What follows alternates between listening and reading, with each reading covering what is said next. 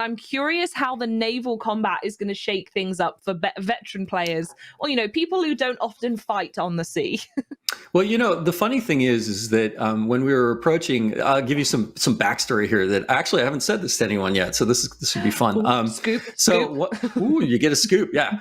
One of the fun things is when we were going and looking at Age 4, we were looking at, we have data on all the other Age games and what people play and what they don't. Mm-hmm. And a lot of people don't play with naval in Age 2 specifically. Age 3, obviously they did a great job with naval and it's a big part of the game. But Age 2, a lot of people are like, I kind of play on Dry Arabia and other maps, Black Forest, things like that don't feature water.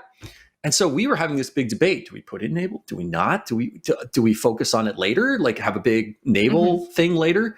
And what it came down to is that naval was so important to Age of Empires as a part of the game. And even if it had been like, well, the data says no one used it, it doesn't matter because it's such a component of Age of Empires that we weren't willing to just walk away from that and not do it.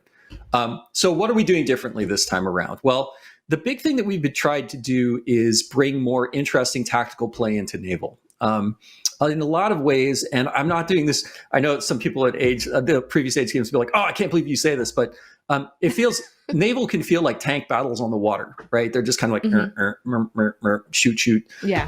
And that's not to say it's not bad, but that it's to us, it felt like that could be more interesting. So the big scoop I will give you is the thinking that we've been doing around how to mix up naval is the difference between ore ships and sail ships and what that actually meant in terms of maneuverability and combat ability and all that kind of stuff. So that's the big difference that we're going to explore and kind of play with in Age 4 for naval combat. And hopefully that will be an interesting, impactful change for people.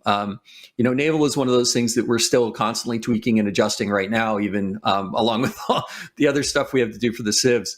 So, but that's our goal, is to get it to a point where it feels like there's these really great tactical decisions you can make based on the types of ships that you're fielding. I'll make a note then to not just use my port for fishing ships then. No, although, yeah, they're really good for that too.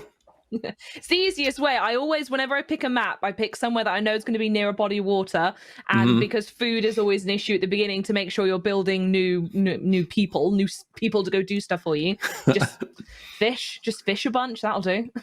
Yeah, well, actually, fish is the only deep water fishing is the only resource that renews itself in Age 4. So it's one of the things we've done to kind of push people to fish more and use more naval, is that you have an unlimited food supply, right? You can still run it out, but it'll come back over time. So yeah, it's made the play very interesting, and people really do rush to try to secure the dock areas so that they can plop a dock down, get fish, but also drop food off. It's a food drop off for land too.